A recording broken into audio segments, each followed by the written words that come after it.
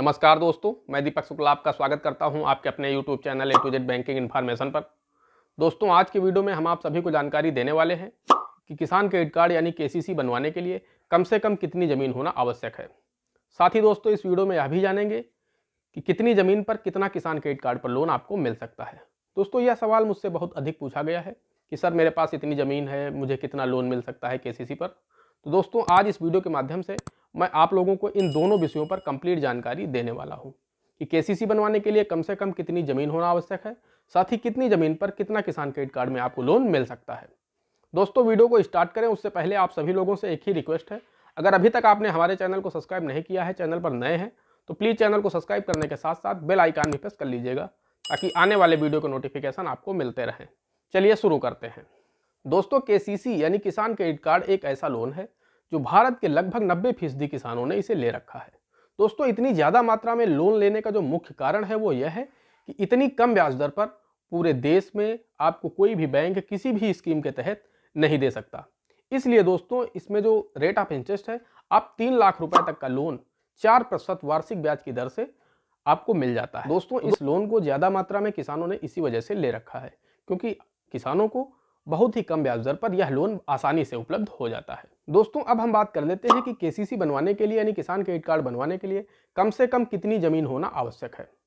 तो दोस्तों, हम आपको बता दें कि KCC बनवाने के लिए वैसे तो इसमें कोई भी ज़मीन की लिमिट नहीं रखी गई है कि मिनिमम इतनी होनी चाहिए, लेकिन फिर भी दोस्तों हम आपको बता दें कि आपके पास कम से कम आधा बीघा ज़मीन यानी 10 बिस्वा, हेक्टेयर में हम बात करें तो 0.125 हेक्टेयर यदि भूमि है आपके पास, तभी आप अपना KCC बनवाएं। अदरवाइज कभी कभी इससे कम ज़मीन पर भी बैंक आपका KCC तो बना देते हैं, लेकिन दोस्तों उसकी लिमिट इतनी कम होती है। लेकिन दोस्तों, आपकी जो आर्थिक समस्या है, जो जिस समस्या की वजह से आपने KCC बनवाया है, उस समस्या का हल हो पाना मुश्किल है। क्योंकि दोस्तों, यदि आपकी ज़मीन 5 बिस्वा है, 7 बिस्वा है, तो उस पर आपकी जो लिमिट होगी वो बहुत कम होगी। दूसरी चीज़ ये होती है दोस्तों कि जो उसमें डॉक्यूमेंट्स लगते हैं KCC बनवाने में, वो प्रक्रिया तो पूरी वही होती है, चाहे आपकी ज़मीन 2 हेक्टेयर हो या 0.125 हेक्टेयर हो।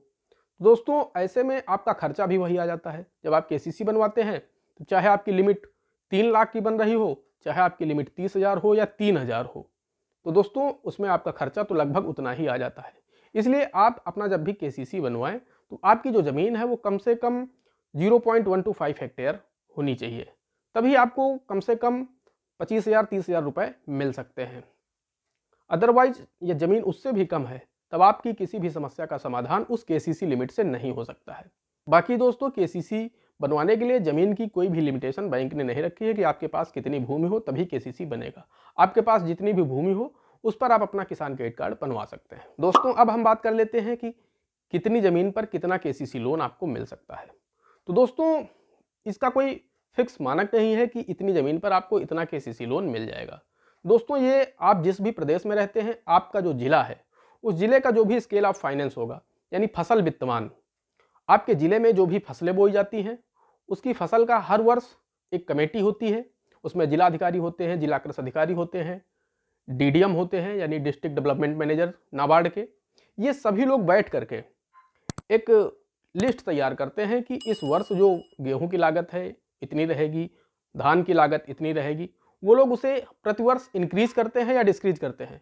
कभी कभी नेक्स्ट ईयर में आपका जो स्केल ऑफ फाइनेंस है वो किसी फसल का बढ़ जाता है और किसी फसल का घट जाता है। दोस्तों, वो प्रकृति पर भी निर्भर करता है। यदि आपके क्षेत्र में अच्छी बारिश हुई है तब आपको जो पंपसेट से सिंचाई है वो कम करनी पड़ेगी। तो दोस्तों, ये सभी चीज़ें देखी जाती हैं। उसके बाद वो एक लिस्ट तैयार कर देते हैं, एक मानक बना देते हैं और वो उस जिले की सभी बैंकों को उसी मानक के अनुरूप ही KCC बनाना होता है। तो दोस्तों, वो डिपेंड करता है आपके प्रदेश के, आपके ज़िले में जो भी स्केल ऑफ फाइनेंस चल रहा है इस वित्त वर्ष में, उस हिसाब से आपका KCC बनेगा। दूसरी चीज़ होती है दोस्तों कि आपके ज़िले में कौन कौन सी फसलें बोई जाती हैं, इस पर भी डिपेंड करता है।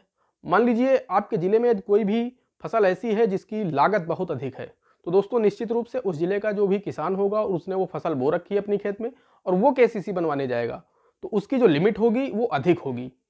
और यदि कोई दूसरा किसान है, मान लीजिए मैं अपने ज़िले की बात कर लेता हूँ, यदि हमारे ज़िले में मान लीजिए कोई किसान धान और गेहूँ यानी रबी में वो गेहूँ बोता है और खरीफ में वो धान बोता है, तो उसकी लिमिट कम होगी। वहीं यदि दूसरा किसान रबी में आलू बोता है और खरीफ में धान बोता है, तो जो उसकी लिमिट होगी वो उससे काफ़ी ज़्यादा होगी, क्योंकि दोस्तों आलू की लागत ज़्यादा है। आलू मतलब आप लोग समझ रहे होंगे पोटैटो होता है, और धान का मतलब है पैडी। तो दोस्तों यदि आप पैडी और पोटैटो की खेती करते हैं तब आपकी लिमिट ज़्यादा होगी, वहीं यदि आप व्हीट और पैडी की खेती करते हैं तब आपकी लिमिट कम होगी। तो मैं बात करूं यदि अपने ज़िले की, तो यहाँ पर जो सबसे महंगी फसल है वो पोटैटो यानी आलू है।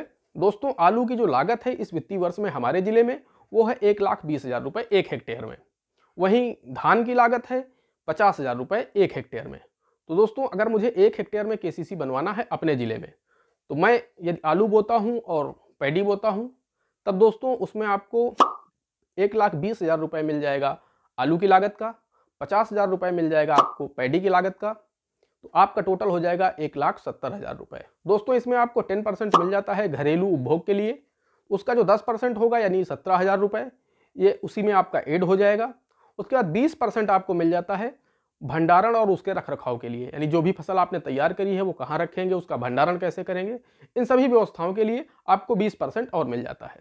तो 20% का मतलब हो गया 34,000 रुपये और हो गए। तो ये तीनों को जोड़ दिया जाए यानी 1,70,000 प्लस 10% 17,000 प्लस 34,000 यानी 20%। तो दोस्तों जो पहले साल की मेरी लिमिट होगी 1 हेक्टेयर में वो बनेगी 2,21,000 रुपये। और दोस्तों ये लिमिट होती जो केसीसी बनता है वो 5 वर्ष के लिए बनता है। दोस्तों जो मेरी केसीसी की फर्स्ट ईयर लिमिट होगी वो होगी 2,21,000 रुपये। दोस्तों हम 2,21,000 रुपये तक का ऋण कभी भी अपने केसीसी खाते से विड्रॉल कर सकते हैं पहले साल में। वहीं दोस्तों जब हम इस खाते को पहले साल जमा करेंगे और जब नेक्स्ट ईयर लग जाएगा यानी सेकेंड ईयर चालू हो जाएगा, तब मेरी जो लिमिट होगी वो 10% इंक्रीज हो जाएगी, यानी जब 2,21 का 10% बढ़ेगा तो लगभग 22,000 रुपये, और ये हो जाएगी लिमिट हमारी सेकेंड ईयर 2,43,000। दोस्तों इसी तरह से प्रतिवर्ष 10% बढ़ती जाएगी, और फिफ्थ ईयर जो होगा 5वां साल वो आपकी फाइनल लिमिट होगी। दोस्तों आप फाइनल लिमिट तक का पैसा पहले साल नहीं निकाल सकते, आपको जो पैसा मिलेगा आप पहले साल की लिमिट तक का ही निकाल सकते हैं।